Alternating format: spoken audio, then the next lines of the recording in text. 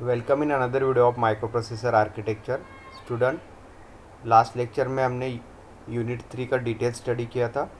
तो आज के इस वीडियो लेक्चर में हम we start with the fourth unit. In that we study the B part, that is the software development system and assemblers. तो शुरू करते हैं आज का ये वीडियो।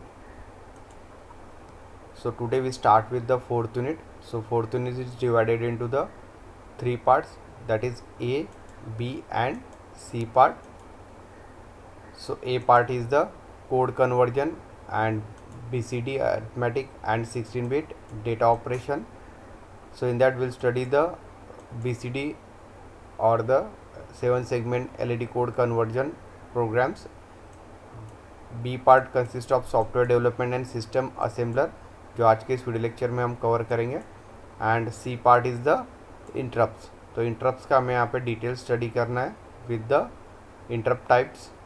तो इस तरह से आपका ये फोर्थ यूनिट है माइक्रो प्रोसेसर आर्किटेक्चर का। So today we start with the B part, that is software development system and the assembler. So first we start with the micro processor based software development tools. ठीक है, तो micro processor based जो software development tools है उसका हम detail study करेंगे यहाँ पे। So developing the software for micro processor based system involves the two section. ठीक है, तो यहाँ पे जो सॉफ्टवेयर डेवलप होगा माइक्रो प्रोसेसर बेस्ड सिस्टम के लिए, तो उसमें मेन दो सेक्शंस होंगे। फर्स्ट जो रहेगा OS development, that is operating system development and the application development. ठीक है, तो यहाँ पे दो सेक्शन से सॉफ्टवेयर डेवलप करने के लिए माइक्रो प्रोसेसर बेस्ड सिस्टम के लिए। फर्स्ट जो रहेगा ऑपरेटिंग सिस्टम डेवलप करना है, सेकंड जो रहेगा जो एप्लीकेशन है उसको डिप्लॉय करना है। ठीक है, so the OS requirement in the system is only if the system is complicated and there are too many task to be handle. ठीक है, तो OS का जो रिक्वायरमेंट है, ठीक है, so is only if the system is complicated. ठीक है, तो ऑपरेटिंग सिस्टम का जो रिक्वायरमेंट यूज़ होगा, तो जब सिस्टम कॉम्प्लिकेटेड है मीन्स उसमें एक से ज़्यादा टास्क परफॉर्म करने हैं, means to many task are included in the that development of program. So at that time OS requirement is arises. So in such case the priorities of the task and their deadline for completion is important. तो इस case में जो priorities होंगी task completion की, ठीक है, या task की, तो वो डिफाइन करना पड़ेगा हमें। एंड जो डेडलाइन रहेगा completion of that task is a important factor. ठीक है, क्योंकि हर टास्क का एक प्रायोरिटी होगा, लोएस्ट प्रायोरिटी, हाईएस्ट प्रायोरिटी। ठीक है, तो इस तरह से जो टास्क कंप्लीट होंगे, ठीक है, एंड जो टाइम लगेगा टास्क कंप्लीशन के लिए, ठीक है, तो उसका हमें नॉलेज होना चाहिए। So these are the important points. So in such case an OS is required for micro processor based system. तो इस केस में ऑपरेटिंग सिस्टम जो है वो रिक्वायर्ड होगा micro processor based system software development के लिए।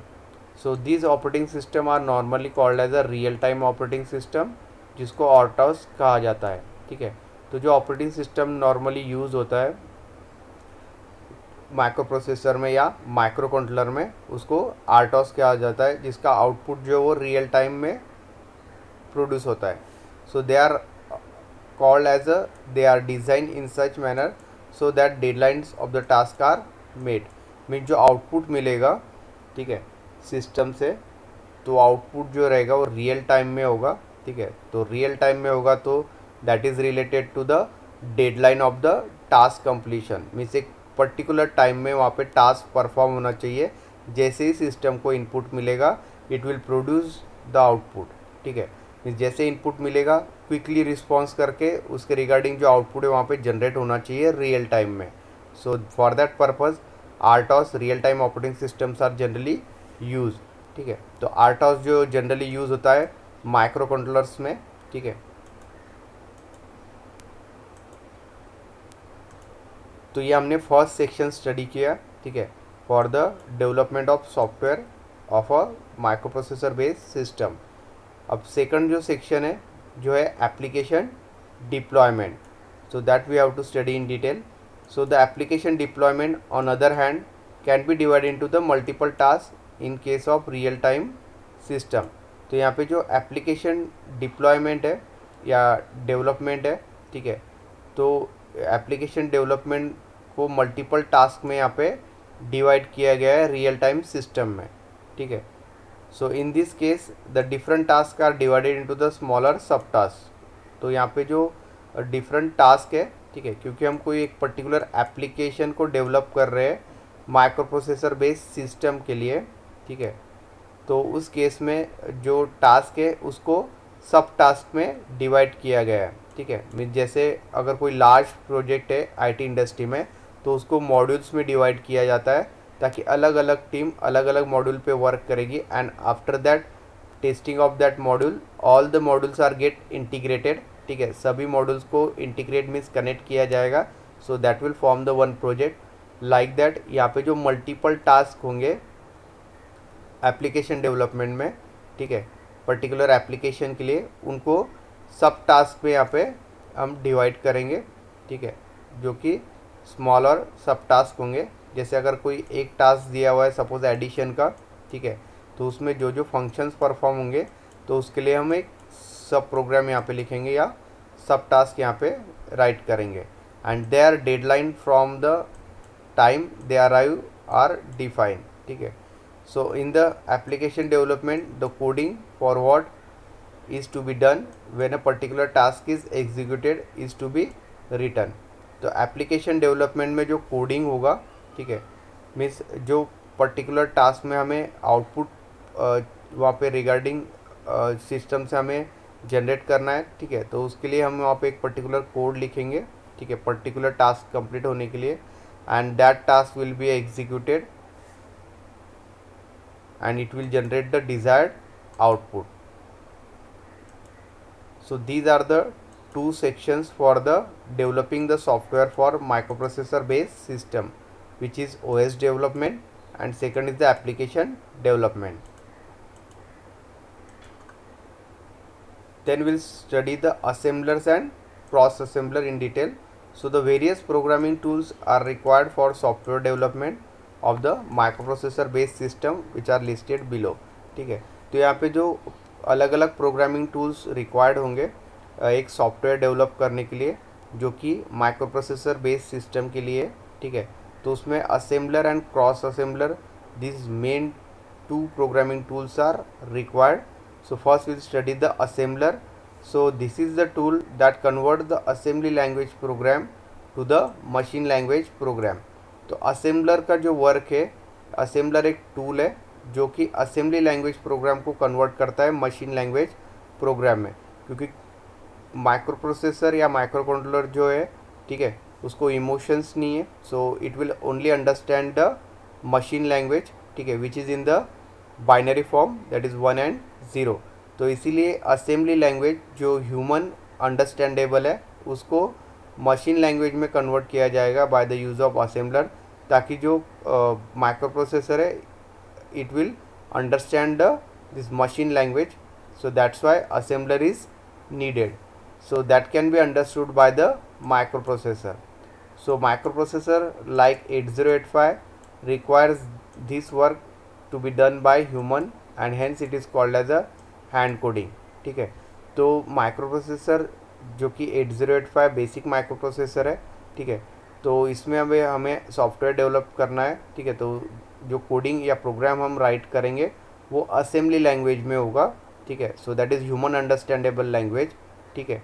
तो इसके लिए hand coding is required and assembler will convert that hand coding और program into the machine language. So but there are assemblers available, so wherein the code can be written in the assembly language and it can convert to the machine language with the help of assemblers, ठीक है। तो जैसे अभी हमने instruction set study किए वो assembly language के instruction sets है, ठीक है। जैसे अभी एडिशन का फंक्शन हमें परफॉर्म करना है तो एडिशन के लिए add is the op code, ठीक है, तो ऐड जो है वो एक ऑप कोड है जो कि असेंबली लैंग्वेज में है, so that is understand by the human, but microprocessor और microcontroller can not understand this add, okay, he will only understand its machine language code, means a hexadecimal code regarding this add opcode, ठीक है। So for that purpose we require the assembler. So assembler will convert this assembly language into the machine language which is understandable by the microprocessor or microcontroller. So that is the first programming tool required for software development, which is assembler. Second one is the cross assembler. So in case of cross assembler, the task of assembling the assembly language code to the machine language code for a particular processor is done on different processor based platform. ठीक है, तो यहाँ पे जो assembler का work है that will convert the assembly language code into the machine language code. ठीक है, for a particular processor that is done on the different processor based platform. तो यहाँ पे जो प्लेटफॉर्म्स है प्रोसेसर के लिए ये अलग अलग है. ठीक है, तो यहाँ पे cross assembler will do the work for different platforms to convert this assembly language into the machine language. So that is called as a cross assembler. For example, if assembling of 8085 microprocessor is done on Pentium based computer, ठीक है, तो यहाँ पे जो assembling है, ठीक है, Pentium based computer जिसमें हम यूज़ कर रहे हैं 8085 microprocessor. So then the Pentium processor is doing the assembling. ठीक है, तो यहाँ पे जो Pentium processor है, ठीक है, तो वो असेंबलिंग का वर्क यहाँ पे करेगा 8085 माइक्रो प्रोसेसर का प्रोग्राम. ठीक है, so in such case it is called as a cross assembling. तो इस केस में हम यहाँ पे क्रॉस असेंबलिंग का यूज़ करेंगे जिसमें पेंटियम प्रोसेसर का हम यूज़ करेंगे जो कि सीपीयू पे एस्टेब्लिश है. ठीक है, कंप्यूटर सिस्टम के. ठीक है, and by using that computer will write the code for the 8085 microprocessor. So that is the case of cross assembling. So cross assembler are very widely used due to its easy of implementation and availability. ठीक है, तो cross assembler इसी तरह से use किया जाता है. ठीक है, because it is very easy to implement and its availability. So these are the two programming tools required for the software development of the microprocessor based system.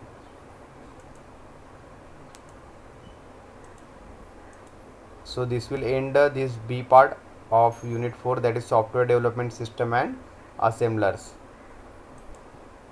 Then we'll start the part A of unit 4, that is BCD to binary conversion, binary to BCD conversion, BCD to 7 segment LED code conversion, binary to ASCII and ASCII to binary code conversion, BCD addition, subtraction. ठीक है, and introduction to advanced instruction application, multiplication subtraction with the carry. ठीक है, so that is the unit 4 part A. ठीक है,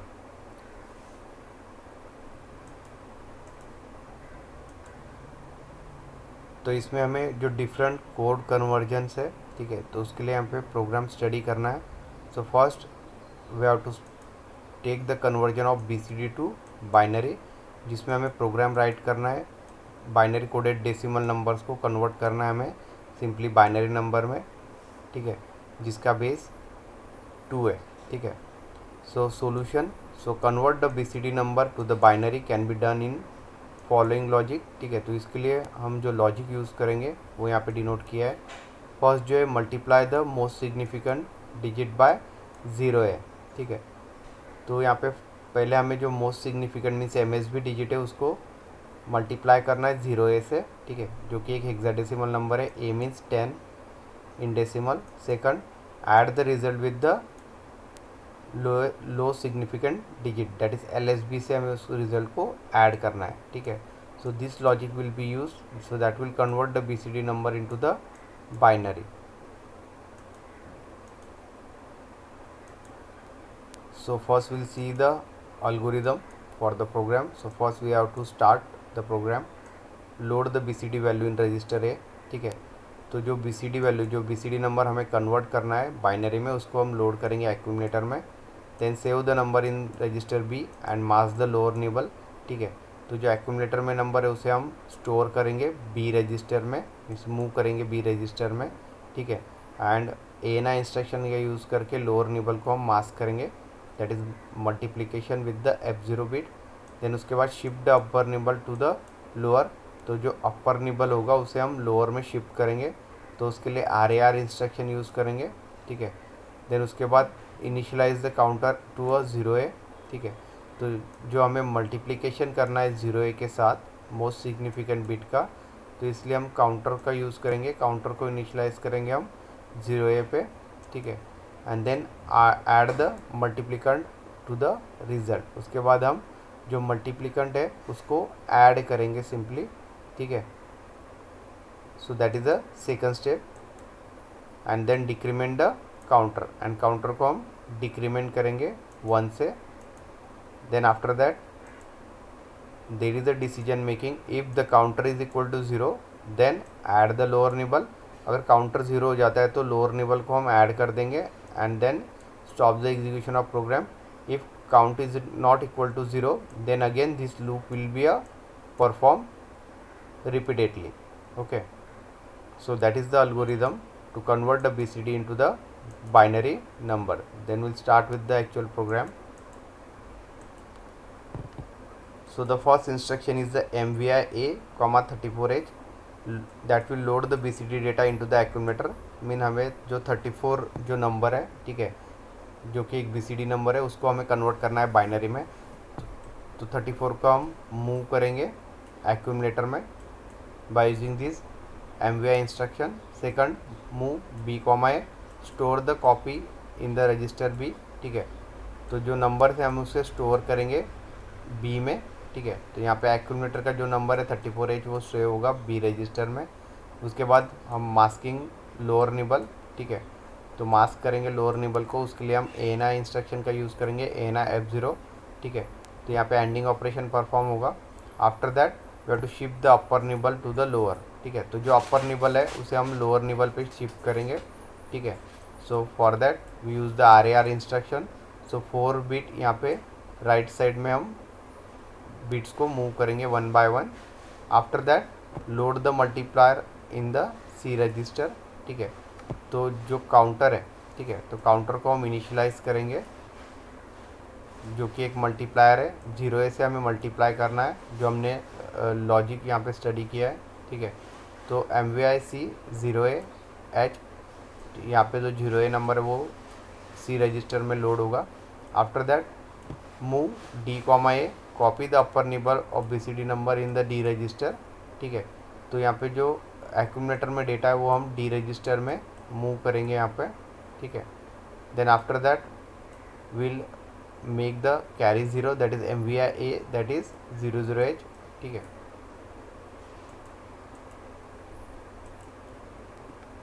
then after that will use the loop, ठीक है। तो जिसका लेवल हमने यहाँ पे बैक लिया है। Then use the add D, ठीक है। We have to add the multiplicand to the result, ठीक है। तो हमें मल्टीप्लिकेंट को ऐड करना है रिजल्ट के साथ। So that will multiply this 0AH with the D। Then after that counter will be decrement, ठीक है। तो C जो है हमने वो एज अ काउंटर लिया है जिसमें 0A है, ठीक है। Then after that if counter is not equal to 0 then jump back to this loop, means ये लूप कंटिन्यूसली एग्जीक्यूट होगा अगर काउंटर 0 नहीं है, ठीक है। If the counter is 0 then after that it will add the lower nibble, ठीक है। तो यहाँ पे जो ऐड B परफॉर्म होगा and it will add the lower nibble which is the hexadecimal data in the register A। So that is the result and last one is the halt that is the stop of execution of program, ठीक है। सो इस तरीके से हम BCD number को convert कर सकते binary number में।